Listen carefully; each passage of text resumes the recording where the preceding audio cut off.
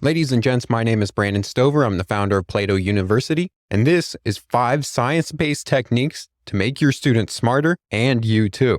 In my previous video, I went over the 3 phases of learning: explore, engage, execute. Today, we're going to be talking about 5 active learning techniques that can be used anywhere inside of those 3 phases, but they're particularly well suited for the very first phase, which is explore, where you're exploring foundational concepts. If you haven't seen that video yet, I'll leave a link inside the description. Let's start with our first active learning technique, which is active recall. Active recall involves recreating something from memory that you've learned in the past and thinking about it right now, pulling that information from cold storage of your mind. For example, maybe you're learning about NFTs, which are non-fungible tokens. You hear that term come up, and instead of Googling it to figure out what it was because you can't quite remember, you spend a little brain power in order to pull that information out. And by doing so, you strengthen the neural connections between your memory and being able to retrieve it.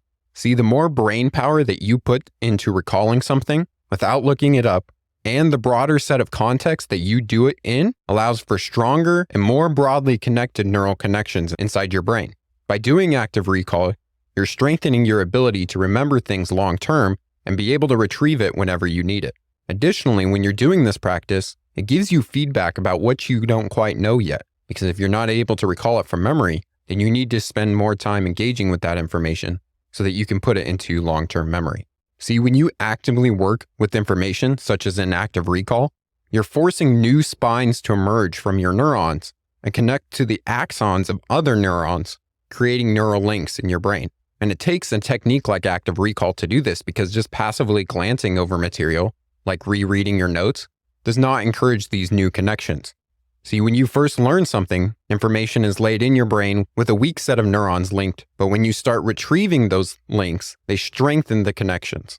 Active recall has been compared to many other learning techniques, including rereading material, and those who practice retrieving information scored significantly higher on later tests.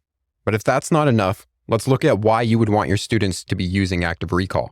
If you practice active recall, you're more likely to remember information and be able to apply it in new contexts later. Another benefit is it combats what's known as the illusion of knowing.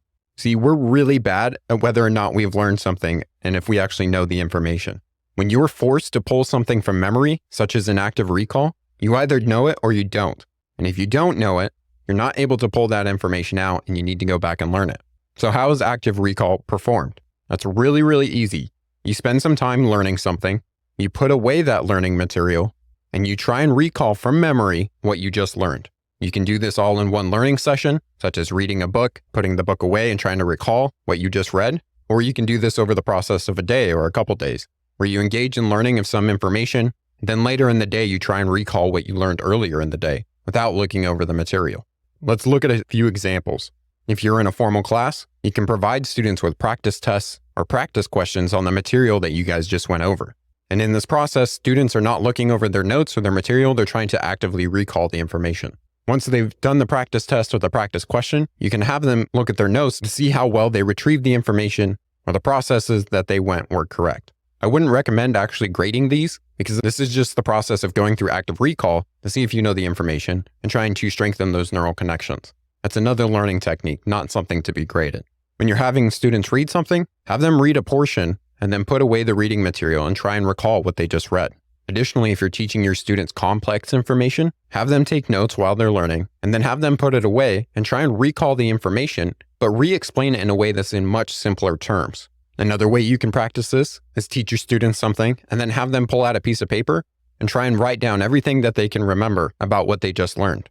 You could also do this at the beginning of a class, going over all the information that they learned in the previous class. And this is really beneficial for you because it'll help you get feedback about where your students are stuck and the things that they're not remembering, so that you can be sure to include those in future classes. All right, let's move on to technique number 2, which is the Pomodoro technique. The Pomodoro technique is really just a sequence of steps in order to make learning more efficient. Really quickly, these steps are: 1, preparing your study or work environment, removing all sorts of distractions. 2, take a timer and set it to 25 minutes. Then step 3 is, for those 25 minutes, focus intently on what you're studying or what you're working on. And then step 4, after the 25 minutes, you're going to take a 5-minute break. And then step 5 is you repeat this cycle, going 25 minutes, 5 minutes off, 25 minutes on, 5 minutes off, as many times as needed as you're going through your learning material. As much as we would like, we cannot sustain our attention on something forever. We need to work intently for a short period of time and then reward ourselves for being able to do so. So by setting aside time, such as 25 minutes, it allows you to focus intently just for that period of time, giving your brain the practice of focusing without disruption. Then by having short mental breaks, just even 5 minutes, allows you to take what you've learned and put into short-term memory and start transferring it to long-term memory, which is going to clear your mind for the next 25 minutes where you can intake new material. This technique also helps briefly with motivation because you know after focusing intently for those 25 minutes, you're going to get a 5-minute break. So you can stay motivated through that intense learning. And if you or some of your students really struggle with staying motivated while learning, these short bouts allow them to commit and then recommit to dedicated study rather than doing endless long sessions. It also gives your students a tool that's a repeatable process, allowing them to get an ease and comfort with the process of learning rather than the goal or outcome. And there's actually studies that show if you're doing activities that you don't enjoy after about 20 minutes, it can actually cause brain pain in the insular cortex. See, the reason that you should be using Pomodoro techniques with your students is because having too prolonged a focus doesn't give their brain enough time to offload the new information into long-term memory. In which case, if you keep cramming new material into them, all learning that's been done after that first portion becomes less effective. They're not able to gain all of that material. They didn't offload the material that you had previously given them. And if you're really making your students focus for an extended period of time, it can lead your students to something called a cognitive exhaustion, where they're just not able to process that information as well as they were doing in the beginning. So short learning sessions with 5 to 10 minute breaks makes learning less of a drag and easier to get through. We discussed this in the beginning, but real quickly, the way that you do a Pomodoro technique is you first set up your environment so that there's no distractions. 2, set up a timer for 25 minutes. You could use an actual timer or just an app on your phone. Just make sure you're not being distracted by your phone. And then 3, dive in and study something with as much intention as focus as you can for those 25 minutes. Then we move to step 4, which is at the end of those 25 minutes, take a 5 to 10 minute break.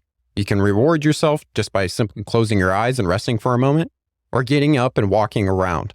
And then step 5, repeat this process as many times as needed to get through your learning material. For example, let's say you were going to have a 2-hour study session. You could do 4 Pomodoro cycles within those 2 hours. Now, I just want to note something here, that the 25 minutes is actually a bit arbitrary. Some people may like doing 50 minutes and then taking a 15-minute break, which has also been shown to be highly effective. Now, if you want to make this break even more effective, you can spend just 1 or 2 minutes trying to actively recall what you just learned in those 25 minutes, using the previous technique we discussed. All right, now let's discuss technique number 3, which is chunking. Now, the principle of chunking states that learning is easier when information is input into units of 3 or 4, each of which can contain 3 or 4 units. Basically, what you're doing during the process of chunking is taking large swaths of information and putting them together into chunks that can be more easily remembered later. And this works so effectively because our mind stores chunks of information rather than isolated bits of information. And by doing this, you're able to store these chunks and recall them later, pulling out large swaths of information that can be applied into new contexts. See, when you're learning something new, you're intaking information into your brain into what's known as working memory. And working memory can really only hold about 4 pieces of information at one time. If you're trying to hold in more information than that, your working memory becomes overwhelmed. During the process of learning, we're intaking that new information into our working memory and then trying to consolidate it and move it into our long-term memory. And the reason for this is because the links that you create or the chunks of information that you create and put into long-term memory is nearly limitless, where you compare that to our working memory, which can only hold 4 concepts at a time. So by moving that information into our long-term memory, we allow pre-worked out chunks to be stored and retrieved later to be able to work with in more complex situations. And this is exactly why we should be doing it. Chunking allows you to store information you're learning faster, put it into long-term memory, and retrieve more easily later.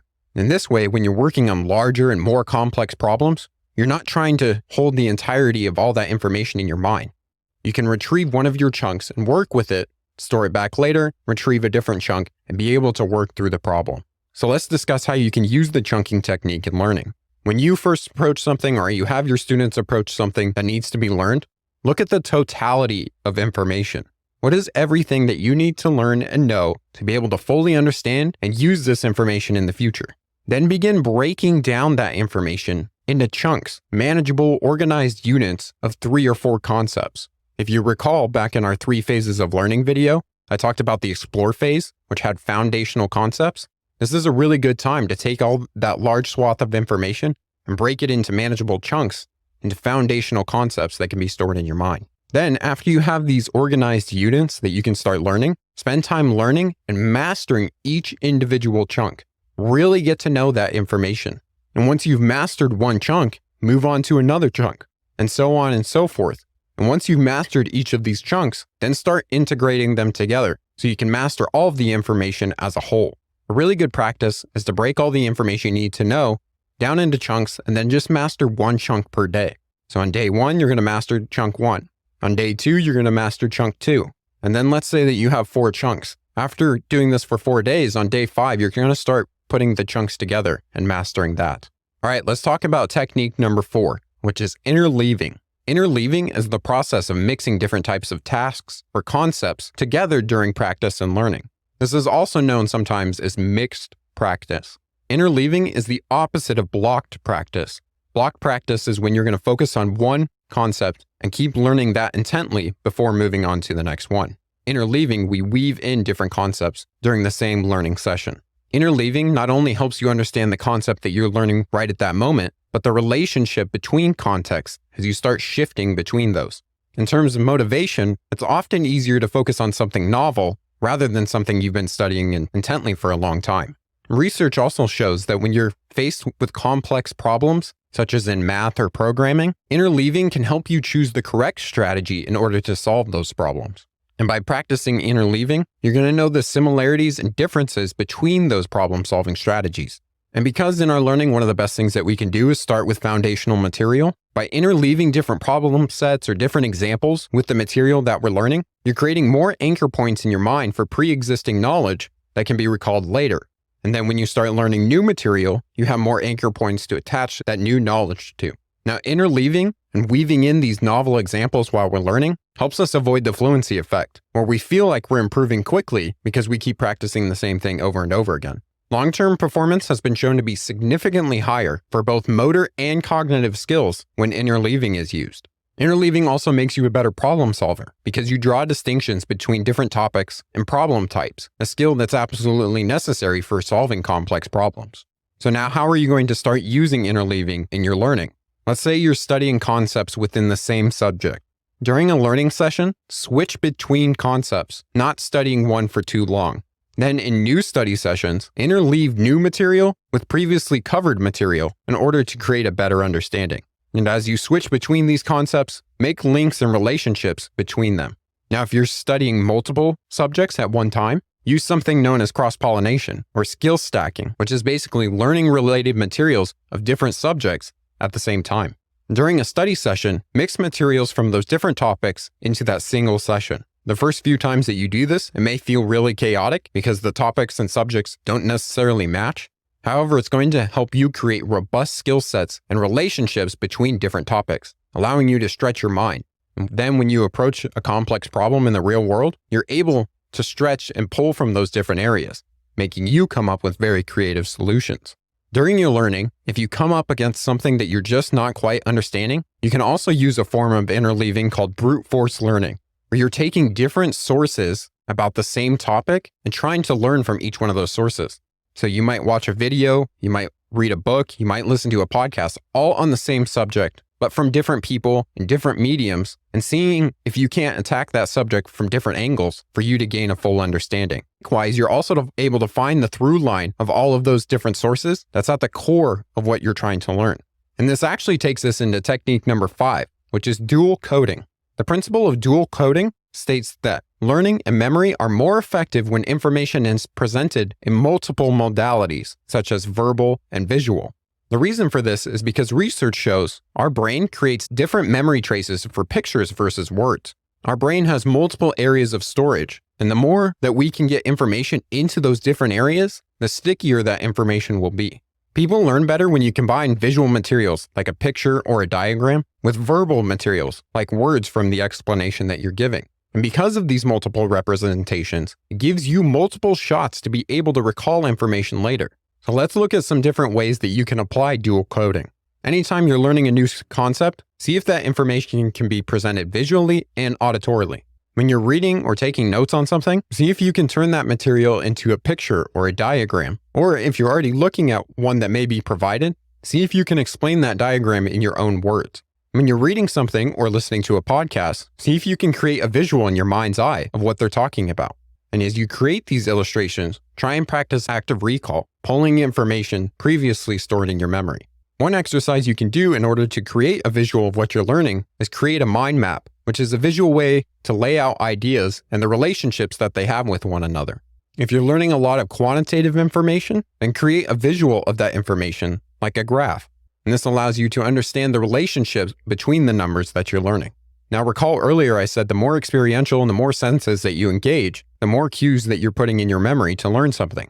So if you're able to, you can weave in other senses that are not normally used during learning, such as smell or taste. In our brains, these were some of the first senses to be developed, which means they're extremely powerful for memory.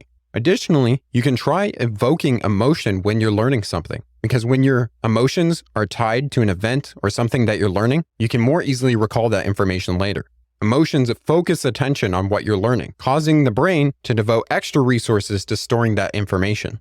To use and evoke emotion when you're learning, create a visual story by drawing out pictures and then retelling that story to yourself so that you learn it in an auditory way as well. And weave in different emotions that you're trying to evoke to make that story as powerful as it can be and be able to be retold and recalled later.